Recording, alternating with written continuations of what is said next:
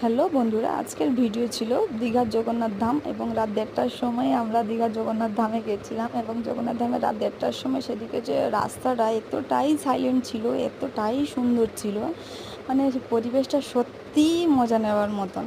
তারপরে বন্ধুরা আমরা গেটের কাছে গেলাম এবং দেখলাম গেট বন্ধ আছে। আমরা ভেবেছিলাম হয়তো গেট খোলা থাকলেও থাকতে পারে, কিন্তু না, গেট বন্ধ ছিল। এই জন্য গেটম্যান দাদার কাছে গেলাম, গেটম্যান দাদাকে জিজ্ঞাসা করলাম যে গেট কখন খোলে। গেটম্যান দাদা বললেন যে 6টার পরে গেট খোলে। তো ঠিক আছে, যখন 6টার পরে গেট খোলে আমরা তো আর ঢুকতে পারবো না, কেন আমাদেরকে রাত্রেই ফিরে আসতে হবে।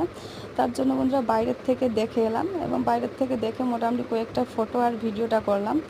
তো এইটা ছিল আজকে ছোট্ট ভিডিও। ভালো লাগলে মোটামুটি ভিডিওটা লাইক, সাবস্ক্রাইব অ্যান্ড শেয়ার করো এবং ভিডিওটা কেমন হয়েছে প্লিজ আমাকে একটু কমেন্টে জানাও। কমেন্টে জানালে জিনিসটা ভালো হবে, আমাকে আরও ভিডিও করতে অনুপ্রাণিত করবে। এই ছিল আজকে ছোট্ট ভিডিও। Okay, by.